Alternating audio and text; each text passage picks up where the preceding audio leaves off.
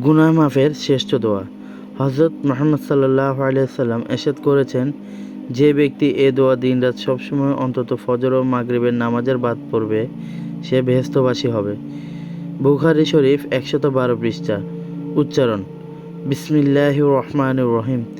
আল্লাহুম্মা আনতা রাব্বি লা ইলাহা ইল্লা আনতা খালাকতানি আবদুকা ওয়া আনা আলা আহদিকা মাস্তাতআতু আউযু বিকা মিন শাররি মা সানাতু আবু লাকা বিনিমাতিকা আলাইয়া ওয়া আবু বিজামবি ফাগফিরলি ফাইন্নাহু লা ইয়াগফিরু যুনুবা ইল্লা আনতা।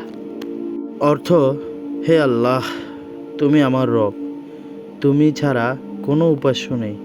তুমি আমাকে সৃষ্টি করেছ এবং আমি তোমার বান্দা ও আমি তোমার সাথে আবদ্ধ এবং ওয়াদা রক্ষায় সাধ্যমতো প্রচেষ্টা চালাচ্ছি। স্বীয়কৃত কর্মের অন্যায় থেকে তোমার নিকট ক্ষমা চাচ্ছি। তুমি আমাকে যে অসংখ্য নিয়ামত দান করেছ তা আমি স্বীকার করছি, সুতরাং আমাকে ক্ষমা করো।